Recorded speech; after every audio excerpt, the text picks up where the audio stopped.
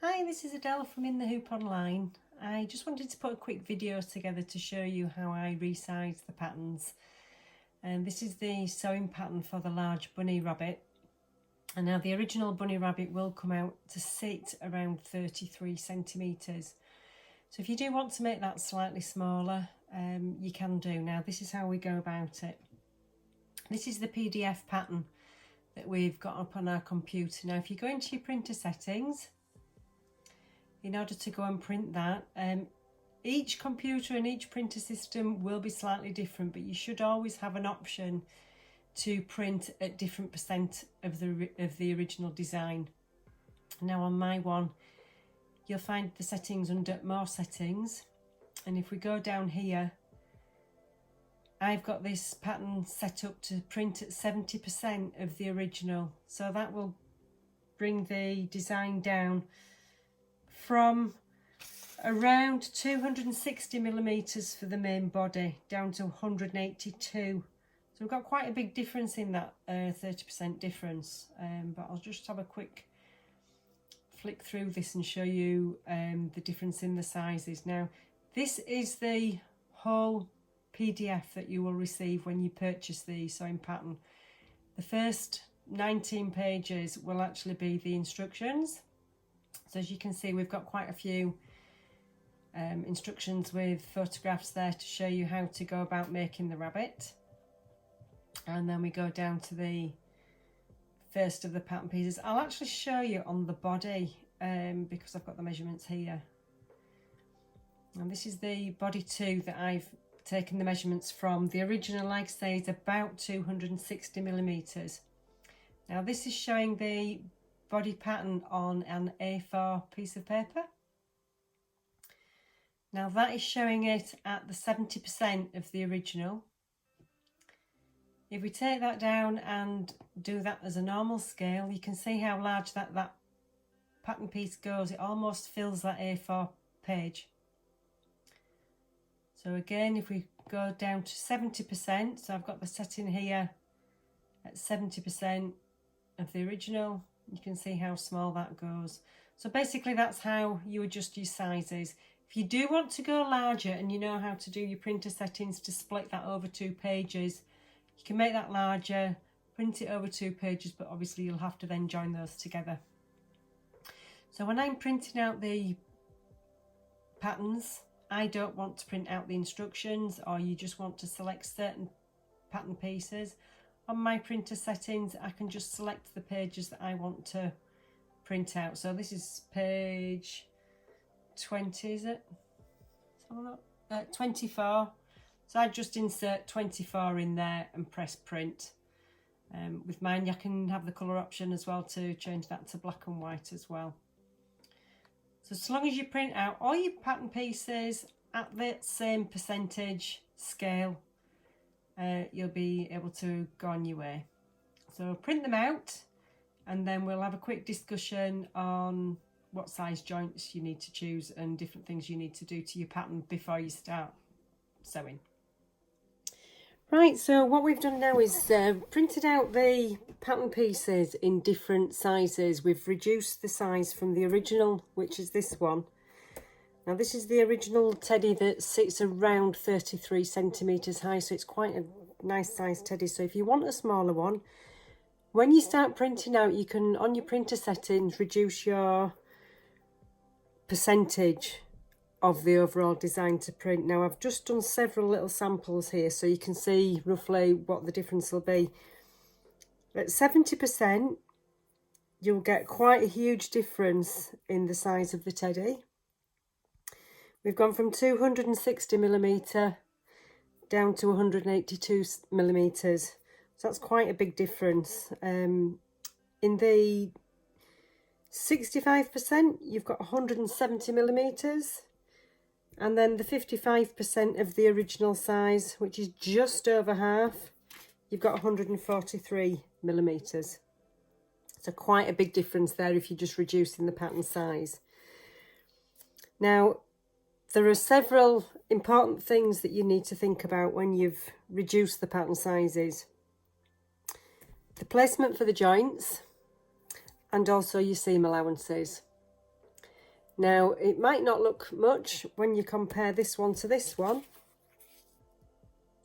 but if we take a ruler and we measure your 5mm seam allowances, which is what the seam allowance I would recommend for sewing teddy bears. I don't know whether you can see clearly on that. Let me just lift that up to the camera a little bit closer for you.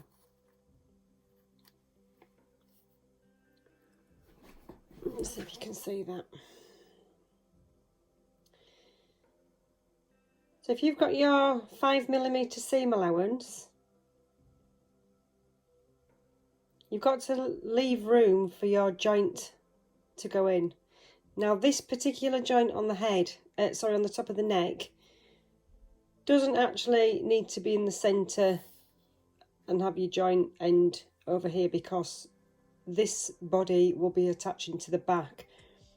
So it does need to be quite up to the top, but just bear that in mind when you want to mark your joint placement. Just make sure that you put that down slightly. So, choosing the size of joints then, when we've resized them, the original design takes a 45mm joint. So we can see that it's roughly just larger than the seam allowance at the top of the neck area at the front of the body. Like I say, this is actually going inside the head that's got 2 pieces of fabric at the back as well, so it doesn't have to sit bang on central. It can be a little bit larger than the seam allowance there. So that's 45mm. We've gone down to the 70% size, and the joint here is a 35mm joint. So you can see again, it's just slightly wider than the seam allowance once you've got that stitched at 5mm.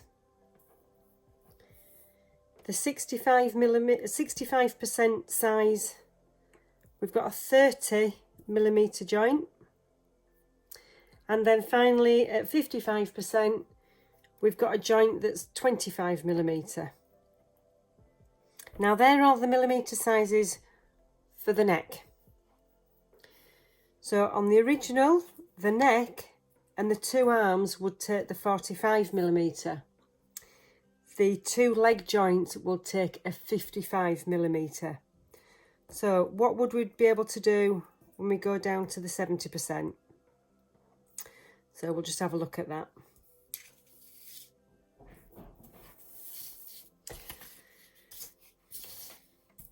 So I've printed out the legs and arms and the other body piece here, all at 70mm.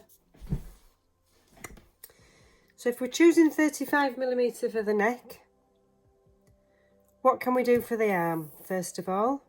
So if we take the arm joint, bearing in mind that the seam allowance is going to be in just a fraction further in than that one, because we're going to be using the 5mm seam allowance. Always go for a joint as large as you possibly can, but that doesn't push out these seams here. So that's a 35mm. Again, I think that is actually quite a nice size for that particular pattern piece at 70%. Obviously, when you're doing that as well, the centre of this post may not be where this marking is. So you need to make sure that when you're marking your placement, that the post is in the centre. Now, I think the easiest way to do that is if we take the washer that's part of that 35mm set and place it in there. So if you look at that, you can see that the centre of the post is just slightly further down than where the post marking is on the pattern piece when you've resized it. So just bear that in mind.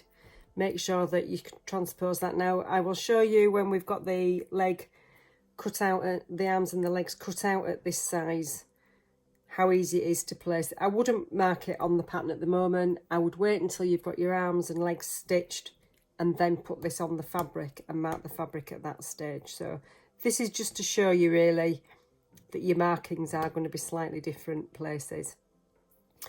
Obviously, the other thing to bear in mind as well, you need to leave a turning gap big enough for that washer to go through.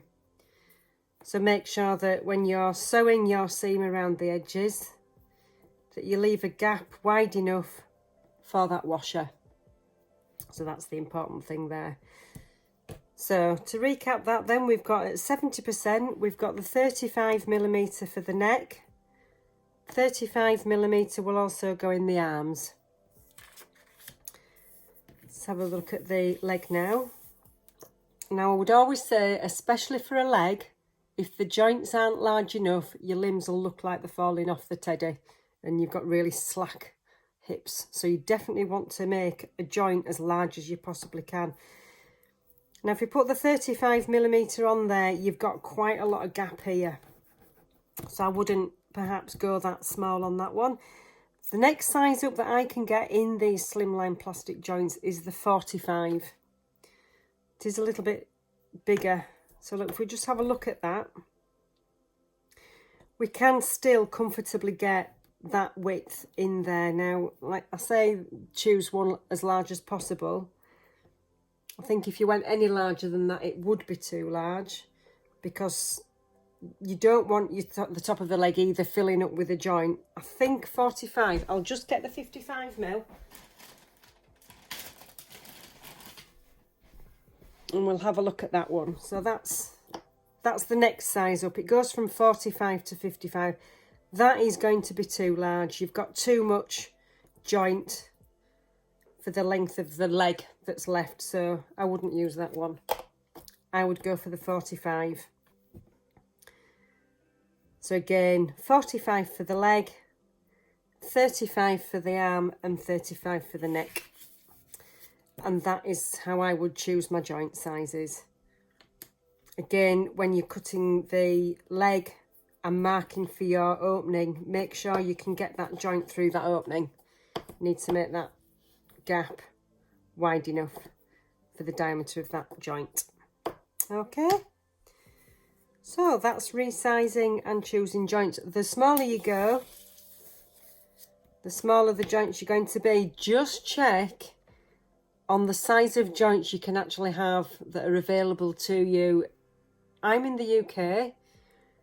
I know that I can get hold of joints from 15mm, 20, 25, 30, 35, 45 and 55. Before you look to resize, just make sure what joints are available to you in your country and your area. I know we've had a lot of discussions on the Facebook group about where to buy joints, and there are people buying joints on Amazon, there are people buying joints on eBay. They're not all the same. These are lovely joints that I get here from here in the UK. I buy them from Amazing Crafts and Cello Express. They're a lovely joint. They're a 3-part joint. I'll just show you the joints that we've got here. These are so easy to put together. There's a lot of people saying that they're struggling putting the joints together if they've bought them from other places that, you know, elsewhere. I've also seen some joints that are really bulky. These are slimline joints.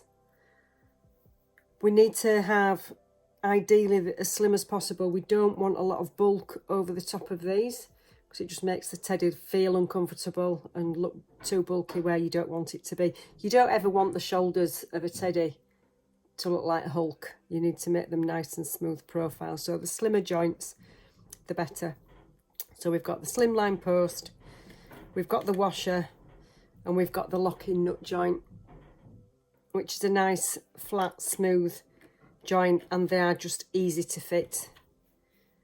The washer goes, sorry, the post one goes through the teddy, the washer goes on, and then you lock it by pushing that down, and these are very nice and easy to press down. If you've not bought from this company and you've bought elsewhere and you're struggling, you can soak your washers in warm water or somebody else has suggested putting them on a radiator.